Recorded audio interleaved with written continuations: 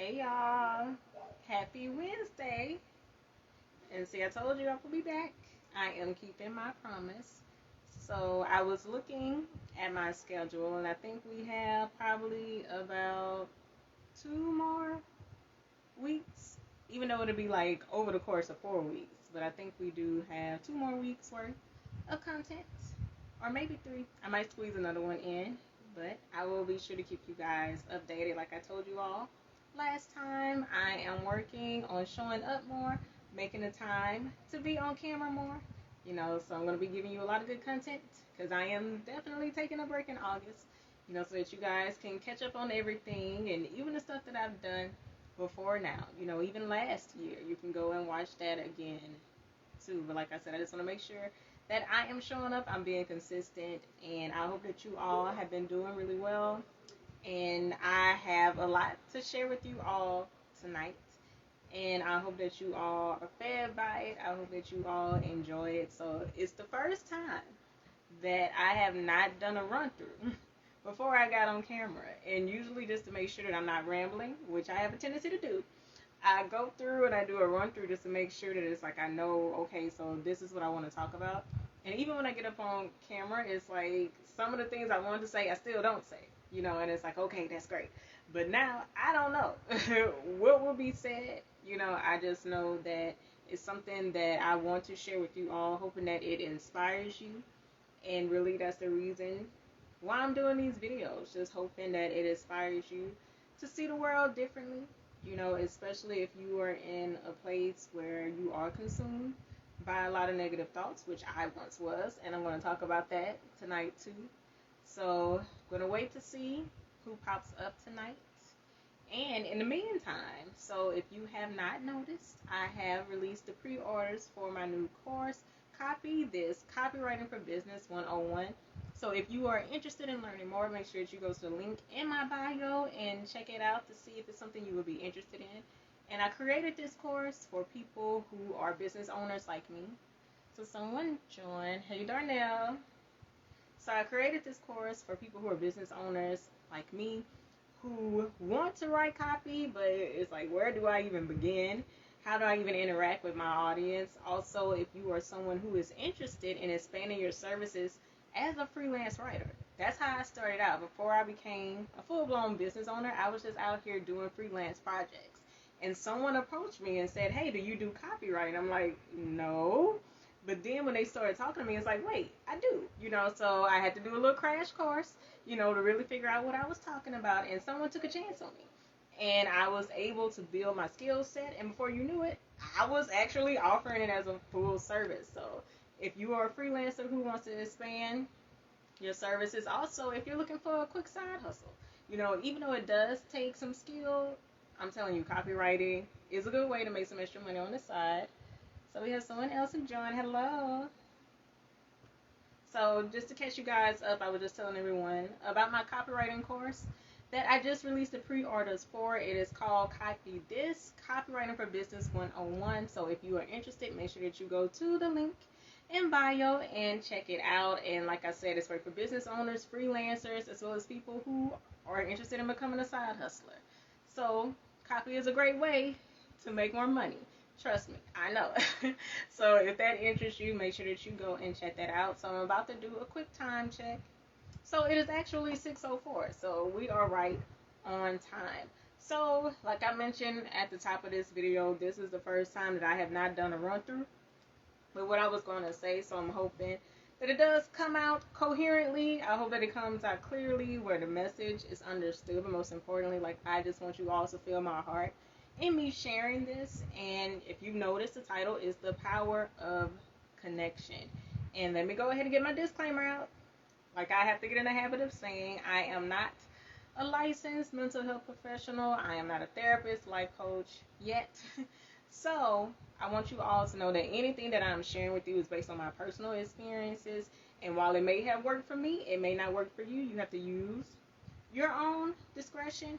And if you do need immediate help, or even if you've just been curious about whether or not you need to reach out to someone, make sure that you do your research, find someone who can align with your goals. Whether you're looking for a therapist, whether you're looking for a life coach, because they do different things. So make sure that you check that out. But I do recommend it, speaking to a licensed mental health professional. But I just want to let you guys know, I'm just giving my advice based on my experiences, not telling you this is go-to information for what you should do. Okay? Just wanted to get that out the way.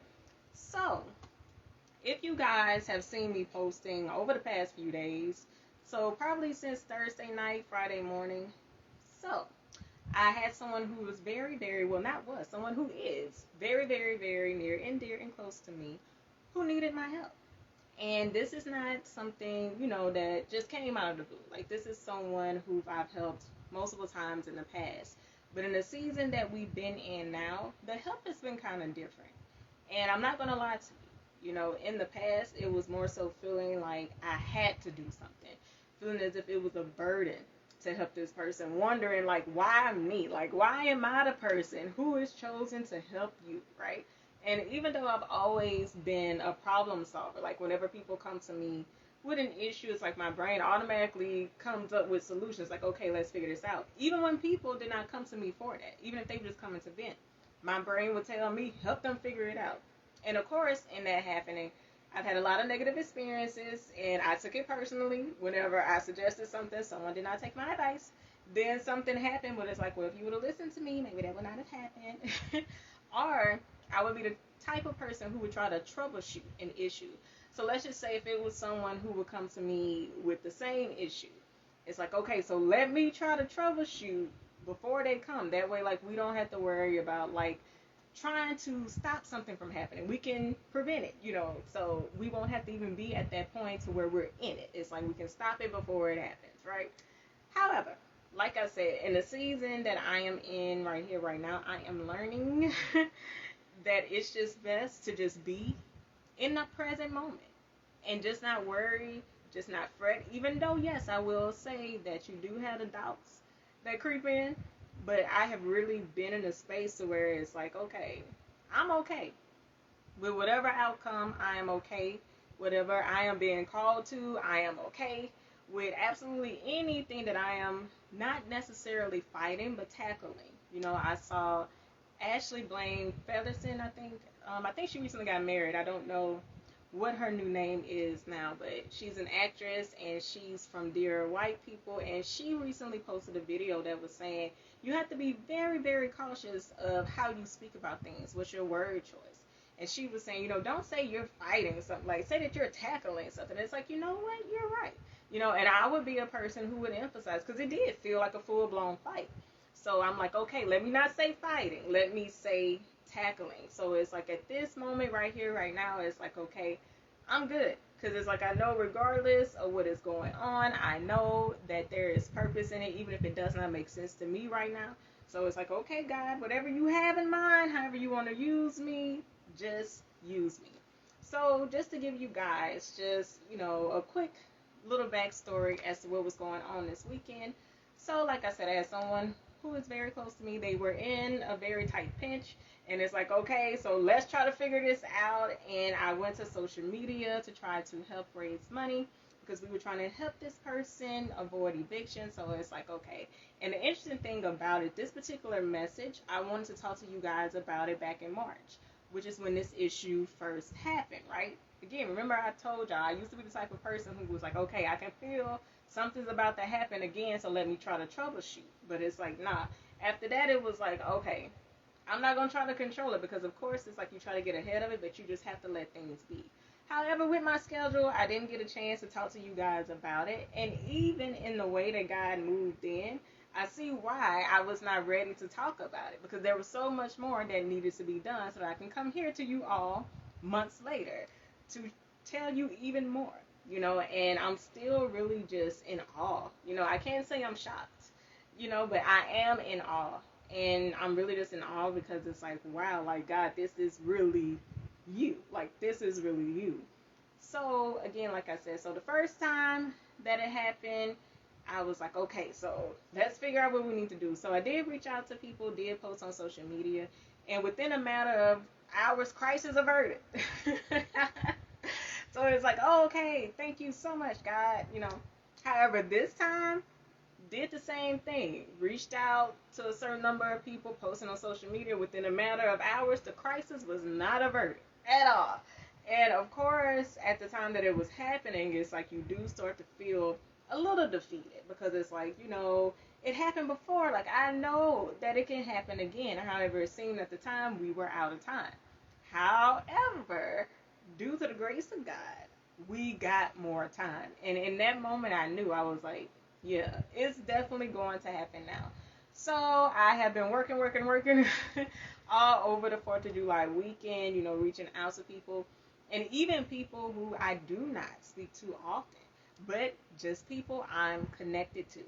And that's what I wanted to talk to you all about, like what the power of connection really is, and my backstory, not even being a person who would normally do that, who wasn't in the mental or emotional capacity to do that. Like, I don't even know if last year I would have been able to do that, and I know years ago I would not have been able to. So just to go back to where the connection began. So someone connected to me, trusted me enough to come to me. After getting that from that person, I trusted someone else enough to pass the information along. Then from there, it's like, okay, so let me continue to reach out to more and more people. And like I mentioned to you, a lot of these people are people I do not talk to often. I have a lot of social media friends that I have never even talked to on the phone, let alone seen in person, that I reached out to, who were willing to help, who were willing to share. Like, even people like I don't even know, like, who just so happened to see it and wanted to share it, and again, power of connection. And it just continued to work in that way. And even when I decided to reach out to people that I have not talked to in a while, it's like for the simple fact that we do have some shared moment in time to where we did have a connection. And just based on that past history, they were willing to show up in the present. And like I told y'all, like, my mind is just so blown. And the even crazier thing about it, most of the people that I reached out to were not connected to this person. That's the very crazy thing about it. Just because of their connection to me, they were willing to help. They did not ask a lot of questions. They didn't even care who this person really is, because I could have been making it up. But they did not care. Just for the simple fact that they were connected to me, they were willing to help someone that I am connected to.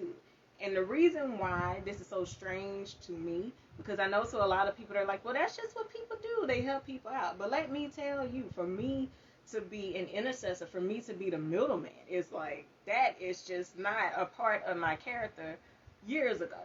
Nowhere near it, and just to give you guys an idea what that looked like for me. So there were 3 things in particular that controlled my life years ago. It was abandonment, rejection, and isolation.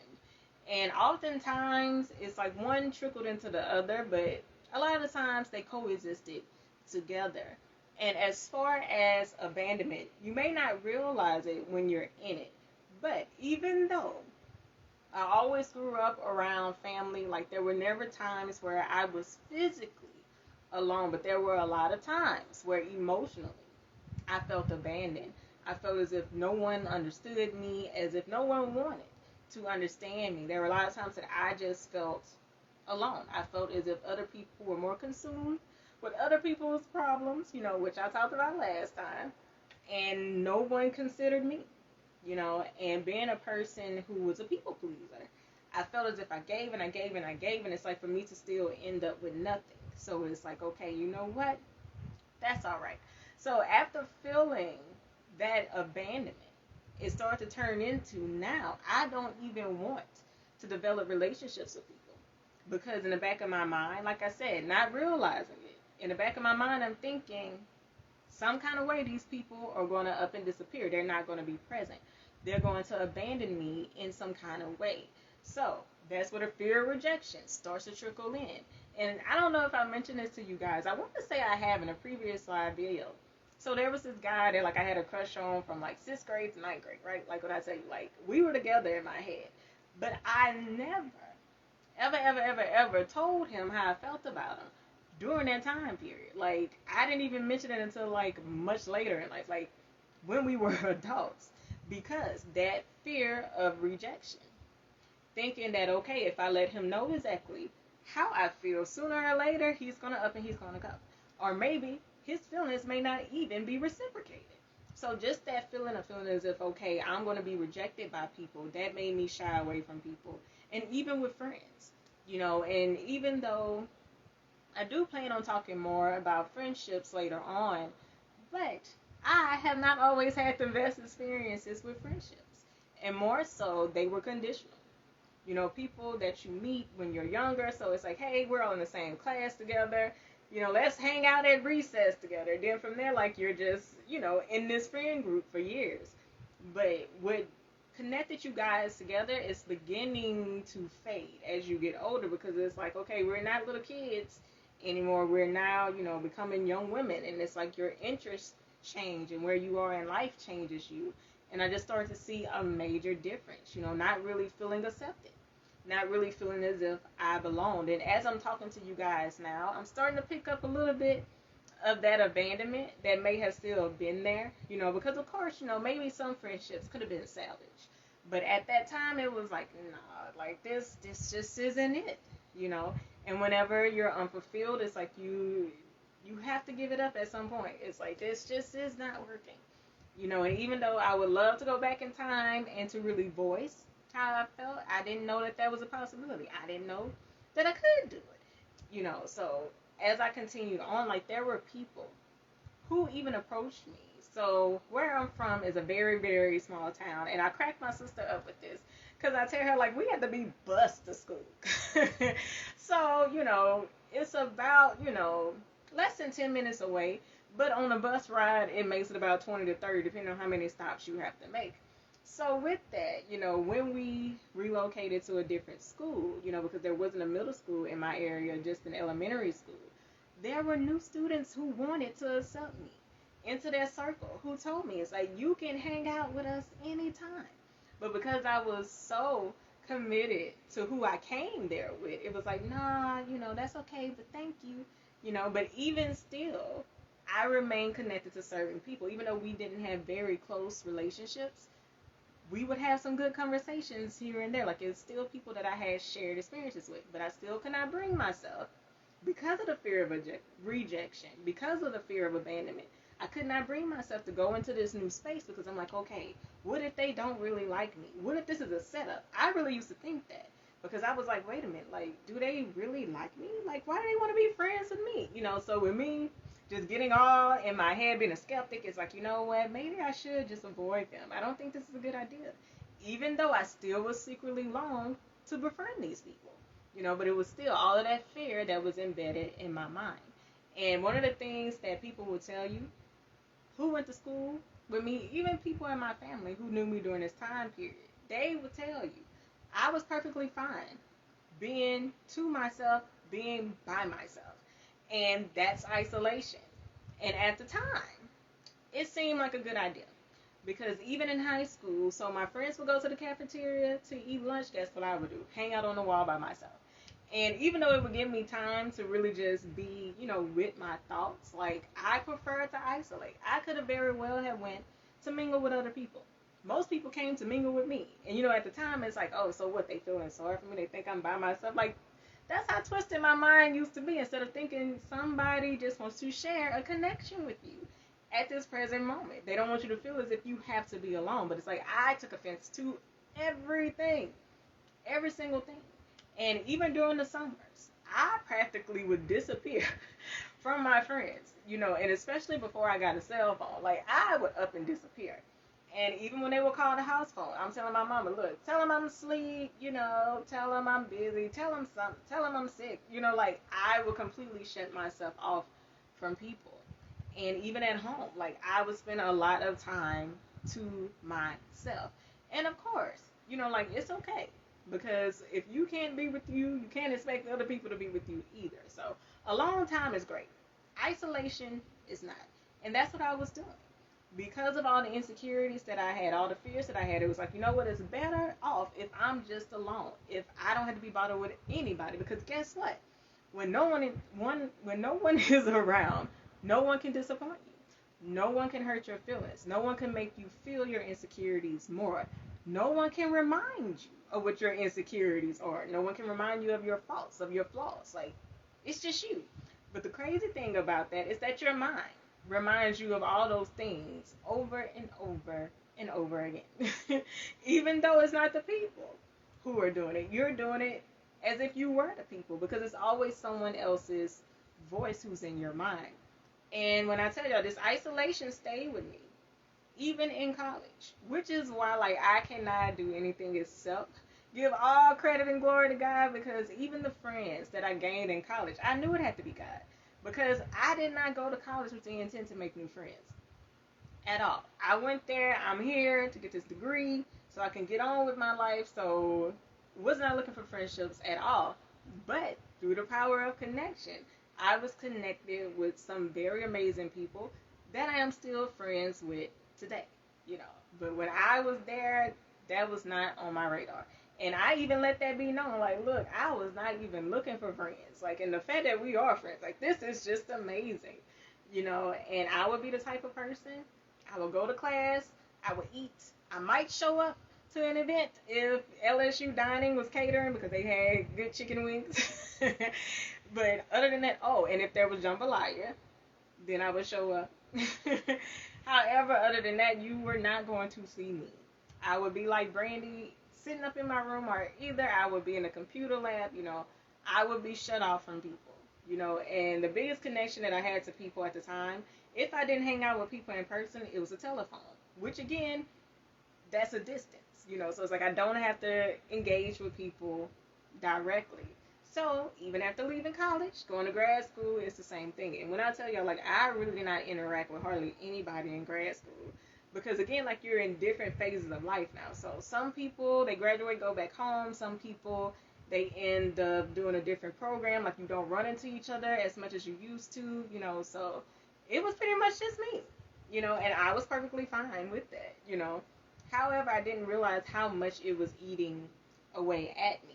And I might have mentioned this in a video, how this isolation really just ate away at me. And it just left me with so much guilt and so much shame. So when I lost one of my close friends unexpectedly, this was someone that I had not talked to in months. And I think at the time that he died, I think it had been a year since the last time that we spoke. And here's the crazy thing about it. I went through this period, I went through this phase where it's like, anybody who is from my past, I don't want to have absolutely positively anything to do with them. I wanted to distance myself. So it's like, we don't need to talk, we don't need to see each other. Not realizing some of these people still could have influenced me in a very positive way. But I'm like, nah, because I'm just trying to do things different. You know how everybody gets into that, like, new me type deal. And it wasn't even a new year. You know, that's just something that I just randomly decided because I was tired within my soul and didn't realize it, but felt it was people outside of me who were making me tired. So I felt I needed to cut everyone off. Like I said before, I used to ghost people all the time. That was my thing because I like to isolate, you know, feeling as if I don't have to deal with rejection. I don't have to deal with abandonment if I isolate. However, this one came back to bite me in the behind. And it was a very, very, very deep wound for a very, very, very long time. And my friend actually reached out to me. He called me. I think he called me twice. And I just looked at the phone and did not answer. And shortly after the phone stopped ringing, he sent me a message on Facebook. And all he said was, "What's up?" You know, like, that wasn't somebody who was trying to come and, like, dump all their issues and problems on me. But because I was so used to that, I'm thinking, nah, I gotta leave it the way that it is. Like, no. And I'm not gonna lie to you, it was petty. But he didn't tell me happy birthday that year. So I was like, I definitely don't want to talk to you now. But again, you know, I did not know within 6 months he would be gone. And having to deal with the reality of that pain because I chose to isolate myself. It's like, now the wound that could have not been that deep is just so deep. And it took me a very, very, very long time to come out of that dark period because it's like I just could not believe that it had happened. And your brain immediately goes back to, like, what you could have done, what you could have said, you know, but there's absolutely nothing you can do. You can just learn to accept it. So after grad school, even after that experience, still chose to isolate. still chose to isolate. And even when I was in my first apartment, isolation. Being away from everyone is like I preferred that. Even though there were some times to where I would feel lonely, I was like, but you know what? I'm better off not having people in my space. And I remember one of my cousins wanted to come and see me, and I told him, it's like, look, I need like a 7-week notice so I can mentally prepare. And of course to him, he's like, wait a minute, what? But that's how it was for me. Like, I was so used to isolating, like letting people into my space like was a very big deal, not realizing that it was much, much, much deeper than what was on the surface. And I say all of these things to say that it's still, even years later, the isolation was still there. It was still very present. And probably up until the last year, because I might have mentioned to you all that there was a friend who I was very close to. And because I did not want to come to her with all my problems, I just stopped talking to her. Again, it was a toxic trait. It was a pattern. And I thought she was mad at me. She was upset with me. And when I started therapy last year, I was like, okay, maybe it's time, for you to reach out to her. And it's like to find out she was never upset with me. It was something I made up in my mind. And for us to be in the process of rebuilding a friendship, it's like that is amazing to me. But I was so afraid. And like I just cut people off because I'm like, you're going to hurt me in some way. So I'd rather just avoid it and just not deal with it at all, not realizing how much that was hurting me. So after starting therapy, I realized it's like, yeah, one of the main things that needs to be at the top of your list, because that was one of my homework assignments. What 3 goals are most important to me at the time? And building a community was one of them. Because I realized, and even though it's still not bad, most of the people closest to me were related to me. And like I said, it's not a bad thing. However, if that's all who are a part of your community, it's like, hey, you need people to connect you to spaces that you haven't been in. You need people who are where you want to be, people who are going where you want to go. You need a mixture of people. And even though your family, they might be well connected, but it's only so far that family can take you. Like, you have to be connected to other people. And one of the ways that I have just been blessed tremendously is by being a business owner. And even that did not happen in the way that I thought it would. And that definitely forced me to have to be connected to people. And that was one of the things I tried to avoid. And with me starting out as a freelancer, all I had to do was talk to people behind a computer via email, right? But when I started to branch off and started to add more, it's like, girl, you got to get on the phone and talk to these people. Like, no one's going to want to sign a big contract with you, and you're just talking to them through email. Like, you need to talk to these people on the phone. And that was a really big step. And I would try to avoid it as much as possible because I would tell people my preferred mode of contact is email, and it's like phone is available if necessary, But now that's just a part of the routine, like talking to people on the phone, getting connected to them, actually knowing their stories, which was something that I wanted to avoid because in a lot of ways I think that I still was not ready to share me with people. And I didn't really want people to know me because then they would judge me. Like, so many people had judged me before. And like I told you guys, it's like, it's just been crazy because you think that you're doing something for one reason, not realizing that it was meant to be in place for the moment that you are in now. So with me deciding to rebuild friendships last year, with me really just deciding to get serious about my business, to really work on growing it and really connecting with people, opening myself up to people more, and even reaching out to people. I was terrified even of talking to people on social media because that rejection would come in. What if they don't respond to you? Or what if they make your question a teachable lesson? Because I've seen a lot of that on the internet as well. How, look at how they came in my inbox asking me this. This is how they should have done it. I saw a lot of that. So it's like, even with me reaching out to people who are where I want to be, it's like, oh, do I really want to do it? But it's like, I just have to do it. Even though I still was terrified, still shaking in my boots, I still had to do it. And I have been blessed tremendously because of it. And it's like, the more that I connect, the less scary that it becomes. Because of course there's always going to be the thought of like, okay, what if they don't like me? But it's like, now it's like, it's okay if they don't. I don't need them to, because what I'm doing is way bigger than people liking me, because the right people will understand me. I don't need them to like me, okay? That's not important to me. And for things to have come full circle for me, like now, there are people who are reaching out to me, people who want to be connected with me because they feel I can help catapult them to another level. So it's like I'm just sitting here in this moment like, oh my God, like, wow. And like I said, I'm just extremely grateful, extremely grateful, to honestly say that I have a community. I have a community. And people who genuinely support me, people who genuinely believe in me, even if it's no immediate benefit in them doing so. Like they just see something in me and it's like they speak life into me, they pour into me. Because even with me reaching out to people over the past few days, there were a lot of people who were in tough moments themselves. For them to be honest with me, to be transparent with me, to let me know what was going on, it's like, wow. It's like, do you trust me enough with that information? Because they could have not said anything. And it's like, to me, that's just been mind blowing. So